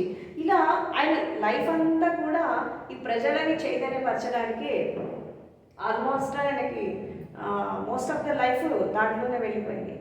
అలా తను ఎప్పుడైతే మనకి కాన్స్టిట్యూషన్ అనేది ఫామ్ అయిపోయాక ఒక స్థితిలో భారతదేశం అనేది ఒక స్థితిలో ఎస్టాబ్లిష్ అయింది, రాజ్యాంగం అనేది అమల్లోకి వచ్చేసింది. దాని తర్వాత ఏం జరిగింది అంటే అంబేద్కర్ కొంచెము ఫిలాసఫికల్ వైపు వెళ్ళారనమాట. ఇప్పుడు జనరల్గా ఈ భారతదేశంలో కుల నిర్మూలన జరగాలని చెప్పి ఎనిహిలేషన్ ఆఫ్ కాస్ట్ ఆ ఉద్యమం ఎప్పుడైతే తీసుకొచ్చారో అసలు కుల నిర్మూలన జరిగితే మరి ఆల్టర్నేట్ ఏంటి, ఇంకోటి చూపించాలి కదా, ఒకటి పోతుందంటే ఇంకోటి దారి చూపించాలి, చూపించకపోతే మళ్ళీ ప్రజలంతా మళ్ళీ ఆగభాగం అయిపోతారు అనేటటువంటి ఉద్దేశంతో ఆయన అన్ని మత గ్రంథాలను అధ్యయనం చేశాడు. అంటే బైబిల్, ఖురాన్, తర్వాత గురు గ్రంథ సాహిబ్, ఇంకా ప్రపంచంలో ఎన్ని రకాల మతాలు ఉన్నాయో అన్ని రకాల మత గ్రంథాలను అధ్యయనం చేశాడు. అప్పుడు మనము స్టార్టింగ్లో చెప్పుకుంటున్నట్టు ఎప్పుడైతే ఆయన 15 సంవత్సరాల వయసు ఉన్నప్పుడు ఆయన ఈ కలేస్కర్ ఇచ్చినటువంటి ఆ బుద్ధ బుక్ ఏదైతే ఉందో ఆ బీజం అక్కడ పడింది 15 సంవత్సరాలకు. అప్పుడు ఏం చేస్తాడంటే అప్పుడు ఆయనకు బుద్ధుడు గుర్తొస్తాడు. బుద్ధుడు గుర్తొచ్చి ధమ్మపదని బుద్ధ ఫిలాసఫీని ఆయన అధ్యయనం చేస్తాడు. అధ్యయనం చేస్తున్నటువంటి క్రమంలో ఆయనకు అనిపిస్తుంది, ఒక కన్క్లూషన్కి వస్తాడు. ఏంటి అంటే ఓకే, భారతదేశంలో కుల నిర్మూలన జరిగితే ఆల్టర్నేట్ ఏంటంటే బుద్ధిజం. ఎందుకు బుద్ధిజాన్ని ఆల్టర్నేట్గా చూపించాడు, ఎందుకు బౌద్ధ ధర్మాన్ని ఆల్టర్నేట్గా చూపించాడు అంబేద్కర్ అంటే ఇక్కడ బుద్ధుడు ఏంటి, మనం బుద్ధుడి గురించి కొంచెం తెలుసుకోవాలి. గౌతమ బుద్ధుడి కాలంలో కూడా ఈ కులము, మతము, వివక్షత ఇవన్నీ చాలా ఉన్నాయి. కానీ ఇక్కడ గౌతమ బుద్ధుడు కులానికి, మతానికి ఇంపార్టెన్స్ ఇవ్వకుండా, విభేదాలకి ఇంపార్టెన్స్ ఇవ్వకుండా ఆయన సత్యానికి, ధర్మానికి, శాస్త్రీయతకి, ఎస్పెషల్లీ మానవత్వానికి ఇంపార్టెన్స్ ఇచ్చాడు. ఇక్కడ కులం, మతం కాదు, ఎవరైనా జ్ఞానాన్ని అందుకోవచ్చు, ఎవరైనా ధర్మబోధకులు కావచ్చు, ఎవరైనా సాధన చేయొచ్చు. సో వీళ్ళ ద్వారా మనము ఒక ఉన్నతమైన స్థితికి ఎవరైనా ఎదగచ్చు, దానికి కులం, మతంతో సంబంధం లేదని చెప్పి గౌతమ బుద్ధుడు ఆ కాలంలో ఈ కుల మతాలని పట్టించుకోకుండా అందరికీ సమానంగా జ్ఞానాన్ని పంచారు, అందరికీ సమానంగా ధర్మదీక్షలు ఇచ్చాడు, అందరికీ సమానంగా తన సంఘంలోకి చేర్చుకున్నాడు. ఒక బౌద్ధ సన్యాసులుగా వెళ్ళిపోయారు.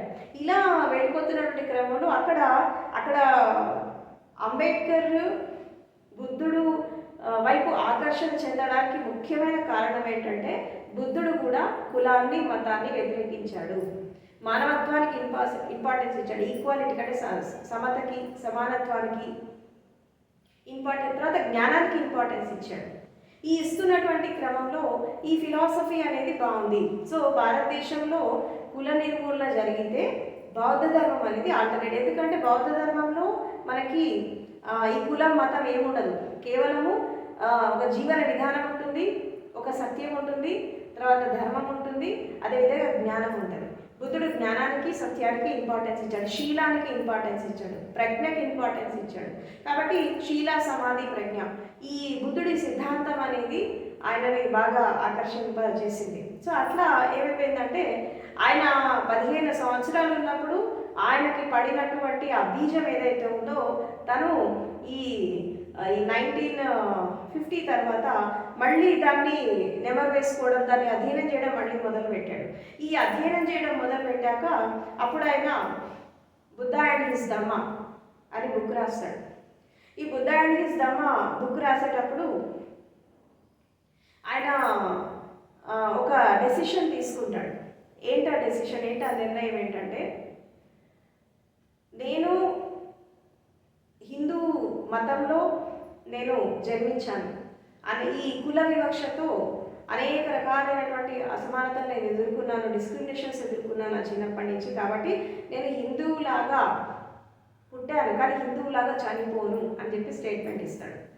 దీన్ని ఆయన ఫుల్ఫిల్ చేసుకోవడానికి, దీన్ని ఆయన నెరవేర్చుకోవడానికి ఏం చేస్తాడంటే అప్పుడు బుద్ధిజాన్ని స్వీకరించాలా, బౌద్ధ ధర్మాన్ని స్వీకరించాలి, అది స్వీకరిస్తే మనం ఒక మార్పుని తీసుకొచ్చిన వాళ్ళం అవుతాం భారతదేశంలో అని చెప్పి ఆయన అక్టోబర్ 14 విజయదశమి నాడు 1956 ఆయన 5 లక్షల మంది తన ఫాలోవర్స్తో నాగ్పూర్ దీక్షా భూమిలో బౌద్ధ ధర్మాన్ని స్వీకరించాడు. ఆయన ఈ బౌద్ధ ధర్మాన్ని ఆయన స్వీకరిస్తున్నటువంటి క్రమంలో ఎంతోమంది ఆయనని అనుసరించారు. ఇది స్వీకరించాక మనకి నేపాల్లో, తర్వాత మనకి మయన్మార్లో జరిగినటువంటి ఈ బుద్ధిస్ట్ కాన్ఫరెన్సెస్కి ఆయన అటెండ్ అవ్వడం జరిగింది. అంటే ఈ బౌద్ధ సమ్మేళనానికి అటెండ్ అవ్వడం జరిగింది. ఇలా అటెండ్ అవుతున్నటువంటి క్రమంలో బుద్ధిస్ట్ సొసైటీ ఆఫ్ ఇండియా, ఇప్పుడు మనం బిఎస్ఐగా చెప్పుకుంటున్నట్టు బుద్ధిస్ట్ సొసైటీ ఆఫ్ ఇండియా అనేటటువంటి సంస్థని ఆయన స్థాపించారు. అంటే భారతీయ బౌద్ధ మహాసభ, బుద్ధిస్ట్ సొసైటీ ఆఫ్ ఇండియా, దీన్ని ఆయన స్థాపించారు. ఈ స్థాపించడంతో పాటు ఏం చేశారంటే ఈ బుద్ధ అండ్ హిస్ ధమ్మ అనేటటువంటి ఈ బుక్ కూడా ఆయన రాయడం జరిగింది. అయితే ఈ బుద్ధ అండ్ హిస్ ధమ్మ పుస్తకం అనేది ఫైనల్ మ్యానుస్క్రిప్ట్ కంప్లీట్ అయిపోయాక, కాకపోతే అంబేద్కర్ ఆయన జీవించి ఉన్నప్పుడు ఆయనకి బుక్ ప్రింట్ కాదు, ఆయన వెళ్ళిపోయాక అది ప్రింటింగ్లోకి వస్తుంది ఆ బుక్ అనేది. కాబట్టి ఫైనల్ మ్యానుస్క్రిప్ట్ ఇచ్చేసాడు అనమాట.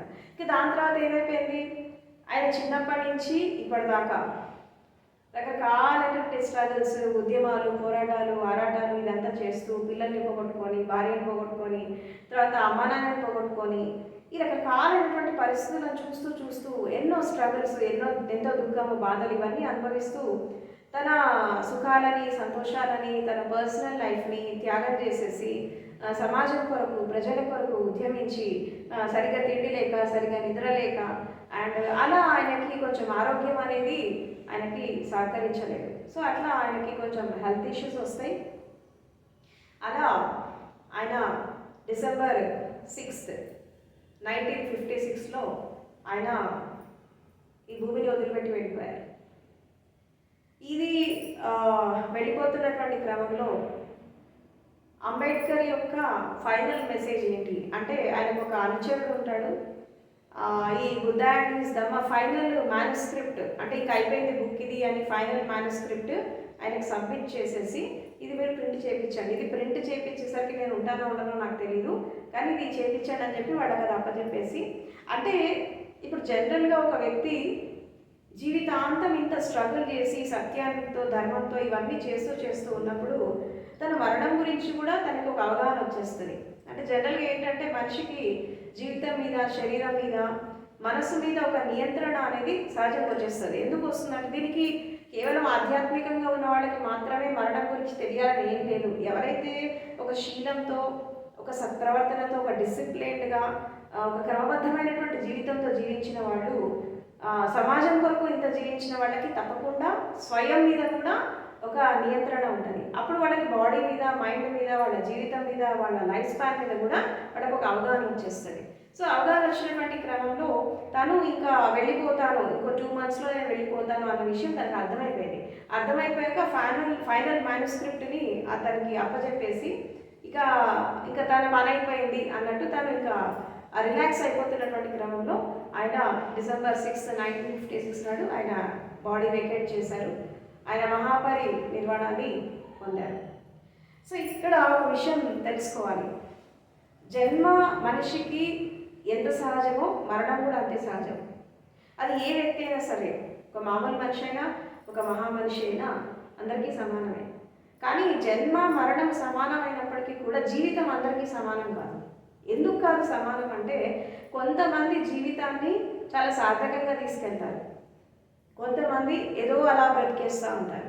కాబట్టి ఒక మనిషి పుట్టినప్పటి నుంచి చనిపోయేదాకా తన జీవిత విధానం ఎలా ఉంది, తను ఎలా జీవిస్తున్నాడు, దీనిపైన ఒక అవగాహనతో జీవిస్తూ, సత్యం, ధర్మం, శీలంతో జీవిస్తూ, ఒక విద్యను అందుకొని, ఒక వికాసాన్ని అందుకొని, అండ్ అదేవిధంగా ఒక ఉన్నతమైనటువంటి స్థానాన్ని అందుకొని ఒక వ్యక్తి సమాజంలో ఎదిగినప్పుడు, అంటే జనరల్గా అందుకే మనిషి భూమికి ఒక వరంలాగా ఎదగాలి, కానీ ఒక శాపంలాగా ఎదగద్దు. అంటే కొంతమంది మహానుభావులు వాళ్ళు ఏ రంగంలో ఎదిగినప్పటికీ కూడా ఒక వరంలాగా, అంటే భూమికి ఒక వరప్రసాదం లాగా ప్రకృతి అందించినటువంటి ఒక ఆణిముత్యాలు వీళ్ళంతా కూడా. ఎందుకంటే ఒక వ్యక్తి భూమి మీద జన్మించాక తను సమాజాన్ని, ప్రజలని చైతన్యపరుస్తున్నప్పుడు ఆ వ్యక్తిలాగా ఉండరు, శక్తిలాగా ఉంటారు. కాబట్టి ఆ శక్తిలాగా మారినప్పుడు వాళ్ళు మొత్తం ప్రపంచాన్ని ప్రభావితం చేస్తారు. ప్రపంచాన్ని ప్రభావితం చేస్తూ కేవలం భారతదేశమే కాదు, ప్రపంచ దేశాలన్నీ కూడా అంబేద్కర్ని గుర్తించాయి. ఇప్పుడు యునైటెడ్ నేషన్స్ ఆర్గనైజేషన్లో top most intellectual 7 top most ఇంటలెక్చువల్లో అంబేద్కర్ ఒకరు. అందుకే మనకి కొలంబియా యూనివర్సిటీలో అంబేద్కర్ చైర్ కూడా ఉంది. సో ఇట్లా ప్రపంచ దేశాలు గుర్తించాయి ఆయన యొక్క మేధస్సుని, ఆయన యొక్క జ్ఞానాన్ని. కానీ ఇంకా భారతదేశంలో ఎక్కడో ఒక చోట ఇంకా ఆయన ఒక ఒక శక్తికి సంబంధించినటువంటి వ్యక్తిగానే ఇంకా చూస్తారు. కానీ ఆయన మేధస్సుకి, విజ్ఞానానికి ఇంకా అంత ఇంపార్టెన్స్ అనేది భారతదేశంలో రాలేదనే చెప్పాలి. ఎందుకంటే ఇప్పటికీ కూడా అంటే ఇప్పుడు ప్రజెంట్ ఆధునిక సమాజంలో కూడా మనకి కులము, మతము, విద్వేషాలు ఇవన్నీ కూడా ఇంకా చాలా జరుగుతున్నాయి. ఈ ధర్మం పేరు మీద, మతం పేరు మీద రకరకాల డిస్క్రిమినేషన్స్ ఇంకా ఉన్నాయి. సొసైటీలో ఇంకా పోలేదు. ఎన్హిలేషన్ ఆఫ్ కాస్ట్, కులరేగుల జరగాలి భారతదేశంలో అని చెప్పి ఉద్యమం అయితే చేశారు. కానీ ఇంకా భారతదేశంలో కుల నిర్మూలన జరగలేదు. అఫ్కోర్స్ అంబేద్కర్ యొక్క ఇన్స్పిరేషన్తో ఎంతోమంది బౌద్ధ ధర్మంలో ప్రవహించారు. కానీ ఇంకా ఇప్పటికీ కూడా ఇంకా ఈ యొక్క కులం అనేది భారతదేశంలో ఉంది. సో కాబట్టి అంబేద్కర్ ఫాలోవర్స్, అంబేద్కర్ని ప్రేమించే వాళ్ళు ఎవరైతే ఉన్నారో వాళ్ళు ఈ ఉద్యమాన్ని ముందుకు తీసుకెళ్లాల్సిన బాధ్యత వాళ్ళ పైన ఉంది. అదేవిధంగా మనకి అంబేద్కర్ ఉన్నటువంటి రోజుల్లో సమతా సైనిక్ దళ్ అనేటటువంటి ఒక ఆర్గనైజేషన్ ఆయన ఎస్టాబ్లిష్ చేసి దాని ద్వారా ఒక సిస్టమ్ని తీసుకొని వచ్చారు. ఆ సెక్ట్ ఆఫ్ పీపుల్ కొంతమంది మాత్రము వాళ్ళు ఎరాడికేషన్ ఆఫ్ కాస్ట్ మీద వర్క్ చేస్తున్నారు టిల్ టుడే.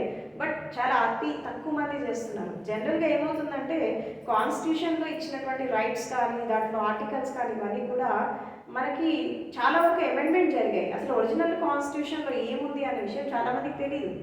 కానీ ఎన్నోసార్లు అంటే ఏ పొలిటికల్ పార్టీ వస్తే వాళ్ళు దాన్ని అమెండ్మెంట్ చేసేసి దేశాన్ని నడిపిస్తున్నారు. దాని ద్వారా ఏమైపోయిందంటే ఏదైతే దేశాభివృద్ధి కోసం ఆయన రాజ్యాంగాన్ని రాశాడో, ఆయన ఎంత కష్టపడి దాన్ని అందించాడో ఆ ఫలితం అనేది ఇంకా ఇక్కడ ప్రజలు అందుకోలేకపోతున్నారు. ఎందుకంటే ఈ రాజ్యాంగాన్ని అనేక రకాల సవరణం చేశారు, అనేక రకాల అంటే వాళ్ళకు అనుకూలంగా దాన్ని మార్చుకున్నారు. కానీ ఆ ఒరిజినాలిటీగా ఉన్నట్టుగా రాజ్యాంగం అనేది అమల్లోకి రాలేదు. ఇక్కడ మళ్ళీ ఈ పొలిటికల్ లీడర్స్ స్వార్థపరులు కావడము, వీళ్ళు రకరకాలుగా దాన్ని మ్యానిపులేట్ చేయడము, ఇదంతా కూడా చేసుకుంటూ వచ్చారు. అఫ్కోర్స్ కొన్ని అమెండ్మెంట్స్ అనేవి దేశానికి ఉపయోగపడ్డాయేమో, కానీ చాలా వరకు నష్టమే కలిగించాయి. సో కాబట్టి ఇంత డెవలప్మెంట్ కోసం 40-50 ఇయర్స్ ఒక విజన్ పెట్టుకొని ఒక కాన్స్టిట్యూషన్ రాసినప్పుడు దాన్ని యథాతథంగా అమలు చేస్తే ఈరోజు భారతదేశం ఎప్పుడూ అభివృద్ధి చెందేది. కానీ ఇంకా అభివృద్ధి చెందే దేశాల జాబితాలోనే ఉంది అంటే బికాజ్ ఆఫ్ చాలా కారణాలు ఉన్నాయి. నాట్ ఓన్లీ కాన్స్టిట్యూషన్, ఇంకా చాలా రకాల కారణాలు ఉన్నాయి. ఈ కులం పేరు మీద, మతం పేరు మీద, జాతి పేరు మీద, ప్రాంతం పేరు మీద రకరకాల విభేదాలు, డిస్క్రిమినేషన్స్. ఎప్పుడైతే ఒక దేశంలో విద్య, విజ్ఞానము, జ్ఞానము, వికాసము, మానవత్వం, తర్వాత సమత, సమానత్వం, తర్వాత సౌభ్రాతృత్వం, వీటికి ఇంపార్టెన్స్ ఎప్పుడైతే వస్తుందో అప్పుడే దేశం బాగుపడుతుంది. ఎందుకంటే ఇక్కడ ఈ కులం, మతం కంటే కూడా మనిషి ఇంపార్టెంట్, మానవత్వం ఇంపార్టెంట్. భూమి అంతా ఒకటే, తర్వాత మనుషులంతా ఒకటే. అసలు ఒక మనిషి యొక్క బర్త్ ప్లేస్ ఏంటి అంటే ఈ దేశం, ఆ దేశము, ఈ ప్రాంతం, ఆ ప్రాంతం కాదు, భూమి. మనిషి యొక్క బర్త్ ప్లేస్ ఏంటి? భూమి. తర్వాత ఒక వ్యక్తికి నిజమైనటువంటి సిద్ధాంతం ఏంటి అంటే స్వేచ్ఛ. తర్వాత ఒక వ్యక్తి అభివృద్ధి చెందుతున్నటువంటి క్రమంలో తన స్థితి, తన జాతి ఏంటి అంటే మానవత్వం. తర్వాత తను ఎంచుకున్నటువంటి జీవితం అనేది ఒక ఉన్నతమైన స్థాయికి వెళ్ళాలంటే ఈ రకరకాల విభేదాల నుంచి బయటకు రావాలి. ఎందుకంటే మనిషిలాగా పుట్టి, మనిషిలాగా బ్రతికి, మనిషిలాగా చనిపోవాలి. ఎందుకంటే వాళ్ళు ఎక్కడ పుట్టినా మానవ జాతి అంతా ఒకటే, ఏ ప్రాంతంలో పుట్టినా మనుషులంతా ఒకటే, ప్రపంచమంతా ఒకటే. ఈ బౌండరీస్ అన్ని మనం గీసుకున్నాం. కాబట్టి 1 కమ్యూన్, 1 వరల్డ్, 1 హ్యుమానిటీ అంటే హ్యూమన్ కమ్యూనిటీ అంతా ఒకటే, ప్రపంచం అంతా ఒకటే, తర్వాత యూనివర్స్ అంతా ఒకటే. యూనివర్స్లో, విశ్వంలో ఎలాంటి విభేదాలు లేవు. కానీ మనుషుల మధ్యలో ఉన్నాయి, దేశాల మధ్యలో ఉన్నాయి. ఎందుకంటే యూనివర్స్ అంతా కూడా ఒక ఆర్గానిక్ యూనిటీ లాగా పనిచేస్తుంది.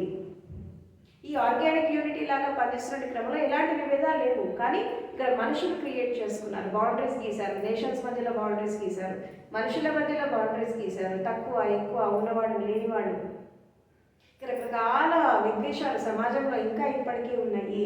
కాబట్టి అంబేద్కర్ కలలు అన్నటువంటి భారతదేశం ఇది కాదు, ఆయన కోరుకున్నటువంటి ప్రజల స్థితిగతులు ఇది కాదు. ఆయన జీవించి ఉన్నంత కాలము ఆయన ఎంత చేయాలో అంత చేశారు. అంటే ఒక విధంగా చెప్పాలంటే జీవితాన్ని సాక్రిఫైస్ చేశారు. తన స్వలాభము, తన సంతోషము, తన కుటుంబాన్ని పట్టించుకోకుండా, తన ఆరోగ్యాన్ని పట్టించుకోకుండా ప్రజల కోసము, సమాజం కోసం, దేశం కోసము, ప్రజల యొక్క ఉన్నతి కోసము ఆయన 24 hours 365 days ఆయన అహర్నిశలు డైలీ ఆయన దాదాపు 18-19 గంటలు పనిచేసేవారు. అసలు నిద్ర ఉండేది కాదు, సరిగ్గా ఆహారం ఉండేది కాదు. ఇంత స్ట్రగుల్ చేస్తూ చేస్తూ ఒక వ్యక్తి ఒక కాన్సెప్ట్ని, ఒక ఫిలాసఫీని సమాజానికి ఇచ్చాక ఎవరైతే వాళ్ళని ఫాలోవర్స్ ఉంటారో, ఎవరైతే వాళ్ళని ఒక ముందుకు తీసుకెళ్తారో వాళ్ళు కరెక్ట్గా ఉండాలి. ఫస్ట్ ఆఫ్ ఆల్ ఈ క్యారీ ఫార్వర్డ్ చేసేవాళ్ళు, వాళ్ళ ఫాలోవర్స్ ఎవరైతే ఉంటారో వాళ్ళు కరెక్ట్గా తీసుకెళ్ళినప్పుడు తప్పకుండా ఏదో ఒక రోజు అలాంటి భారతదేశం అనేది మనం చూడగలుగుతాం. కాబట్టి అంబేద్కర్ మహాపరినిర్వాణ డే మనము సెలబ్రేట్ చేసుకుంటున్నాము December 6th. సో ఈ చేస్తున్నటువంటి క్రమంలో ఆయన కళలు ఏవైతే ఉన్నాయో, ఆయన డ్రీమ్స్ ఏవైతే ఉన్నాయో, ఆయన విజన్స్ ఏవైతే ఉన్నాయో దాన్ని ఫుల్ఫిల్ చేయాల్సినటువంటి అవసరము ప్రతి వ్యక్తి పైన ఉంది, ప్రతి పౌరుడి పైన ఉంది. ఎందుకంటే అంబేద్కర్ ఇచ్చినటువంటి రాజ్యాంగం కానీ, ఆయన ఫిలాసఫీ కానీ, ఆయన తత్వం కానీ ఇదంతా కేవలం ఒక సెక్ట్ ఆఫ్ పీపుల్ కోసం కాదు, ప్రతి వ్యక్తి కోసం ఆయన పనిచేశాడు. ఆడవాళ్ళు కానీ, మగవాళ్ళు కానీ, ఏ కులంలో పుట్టినా, ఏ మతంలో పుట్టినా ప్రతి ఒక్కళ్ళ గురించి ఆయన వర్క్ చేశాడు. ఈ చేస్తున్నటువంటి క్రమంలో ప్రతి వాళ్ళు ఆ ఫలితాన్ని మనం అనుభవిస్తున్నప్పుడు ఆ రుణం తీర్చుకునేటటువంటి బాధ్యత కూడా ప్రతి ఒక్క పౌరుడి పైన ఉంది. కాబట్టి ఒక వ్యక్తి యొక్క సిద్ధాంతం, ఒక ఫిలాసఫీ అనేది ముందుకెళ్ళాలంటే దాన్ని క్యారీ ఫార్వర్డ్ చేసేవాళ్ళు కూడా పర్ఫెక్ట్గా ఉండాలి. ఈ ఉంటున్నటువంటి క్రమంలో ఏమవుతుందంటే మనకి ఈ యొక్క స్థితి అనేది మనం దాన్ని అందుకోగలుగుతాం. తర్వాత అంబేద్కర్ బాడీ వేకేట్ చేసేదానికంటే ముందు ఆయన లాస్ట్ వర్డ్స్ ఏంటి, ఆయన ఏం చెప్పారు అంటే చాలా స్పష్టంగా ఆయన చెప్పారంటే my final words are educate, agitate and organise, have faith in yourself and our battle, we don't know whether we lose or win.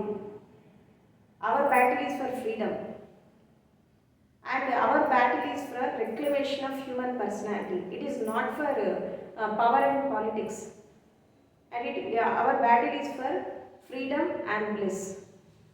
And in my context, this battle is a matter of joy. It is nothing material, it is completely spiritual phenomenon. So don't take it serious. So we are doing this work for freedom and bliss, freedom and equality. So this is the final words of Dr. B.R. Ambedkar. Ante నా దృష్టిలో ఈ యొక్క ఉద్యమం అనేది కేవలం రాజ్యాధికారం కోసము లేదంటే పదవుల కోసమో కాదు, స్వేచ్ఛ కోసం, సమానత్వం కోసం అండ్ అదేవిధంగా సౌభ్రాతృత్వం కోసం. తర్వాత ఈ బ్యాటిల్ ఏదైతే మనం ఉద్యమం చేస్తున్నామో దీన్ని మనము ఓడిపోతామా గెలుస్తామా దట్ ఈస్ సెకండరీ. బట్ ఇది నేను చేస్తున్నాను ఎందుకు అంటే ఒక ఆనందకరమైన స్థితిలో చేస్తున్నాను, ఒక బ్లిస్ఫుల్ స్టేట్లో చేస్తున్నాను. ఎందుకంటే ఇది చేయడంలో ఒక మనిషికి ఆత్మవిశ్వాసం పెరుగుతుంది, తర్వాత ఒక సెల్ఫ్ కాన్ఫిడెన్స్ వచ్చేస్తుంది. దీని ద్వారా చాలామంది లాభపడతారు. తర్వాత యాక్చువల్గా ఇది ఎందుకు స్వేచ్ఛ కొరకు, సమానత్వం కొరకు ఎందుకు ఉద్యమం అంటే ప్రతి మనిషి యొక్క అంతిమ లక్ష్యం ఏంటి అంటే ఫ్రీడమ్ అండ్ బ్లిస్, స్వేచ్ఛ, ఆనందం అనేది ప్రతి మనిషి యొక్క అంతిమ లక్ష్యం. ఎక్కడైతే స్వేచ్ఛ ఉంటుందో అక్కడ ఆనందం ఉంటుంది, ఎక్కడైతే స్వేచ్ఛ ఉంటుందో అక్కడ సుఖం ఉంటుంది, రకరకాలుగా మనము దాన్ని అందుకోవచ్చు అని తన ఫైనల్ వర్డ్స్. అంటే ఈ మానవ జాతి యొక్క ఈ స్థితిగతులని మార్చడానికి ఉద్యమం అని చెప్పి చెప్తాడనమాట. ఆయన చాలా క్లారిటీగా చెప్పిపోయారు, కానీ ఇది సరిగ్గా ఎవరు అర్థం చేసుకోలేదు. కాబట్టి భారతదేశంలో కుల నిర్మూలన జరగాలి, బౌద్ధ ధర్మం అనేది దానికి ఆల్టర్నేట్గా ఉండాలి, ప్రబుద్ధ భారత్గా భారతదేశం అనేది మారాలి, అంటే ఒక జ్ఞానదేశంగా, ధర్మదేశంగా, తర్వాత ఒక బుద్ధ పురుషుల దేశంగా, ఒక మేధావులైనటువంటి దేశంగా భారతదేశం అనేది మారాలని చెప్పి ఆయన కలగన్నారు. కాబట్టి ఎవరైతే మనకి అంబేద్కర్ ఫాలోవర్స్ ఉన్నారో, ఆయన ప్రేమించే వాళ్ళు ఉన్నారో, ఆయన రెస్పెక్ట్ ఇచ్చే వాళ్ళు ఉన్నారో, తప్పకుండా వాళ్ళు ఇటు జ్ఞానాన్ని, అటు విజ్ఞానాన్ని, ఇటు మేధస్సుని, అటు శాస్త్రీయతని, ఈ రెండింటిని క్రోడీకరించి జీవిత వికాసం అనేది చేసుకోవాలి. కాబట్టి అవుటర్ వరల్డ్లో అంబేద్కర్ లాగా ఉండాలి, ఇన్నర్ వరల్డ్లో బుద్ధ లాగా ఉండాలి. కాబట్టి లోపల విజ్డమ్ ఉండాలి, బయట మేధస్సు ఉండాలి. ఎక్కడైతే అంబేద్కర్ బుద్ధ ఎక్కడైతే మమేకం అవుతారో అక్కడే సంపూర్ణ అభివృద్ధి జరుగుతుంది. కాబట్టి బుద్ధుడిని, అంబేద్కర్ని ఆదర్శంగా తీసుకున్న వాళ్ళు తప్పకుండా సమాజంలో ఎదుగుతారు. కాబట్టి ఈ విషయాలు దృష్టిలో పెట్టుకొని ప్రతి వాళ్ళు వాళ్ళ ఆశయాలను క్యారీ ఫార్వర్డ్ చేస్తూ, కేవలము వాళ్ళ బర్త్డేస్, డెత్ యానివర్సరీస్ వచ్చినప్పుడు ఏదో దండలేసేసి సెల్యూట్ చేసేసి మా బాధ్యత అయిపోయింది అని చెప్పి ఎప్పుడు అనుకోవద్దు. ఎందుకంటే నిజంగా ఒక వ్యక్తికి నివాళి అర్పించాలంటే, నిజంగా ఒక వ్యక్తిని మనం గౌరవించాలంటే పూలదండేసి, గార్లాండ్ వేసి, కొవ్వొత్తులు పెడితే సరిపోదు. మనం వాళ్ళ సిద్ధాంతాలను క్యారీ ఫార్వర్డ్ చేయాలి, మనం వాళ్ళ విజన్స్ని క్యారీ ఫార్వర్డ్ చేయాలి. అప్పుడే వాళ్ళు చాలా సంతోషపడతారు. కాబట్టి ఈ విషయాలను అర్థం చేసుకొని మీరు ముందుకెళ్తారని చెప్పి ఆశిస్తున్నాను. నమో బుద్ధాయ. Thank you so much.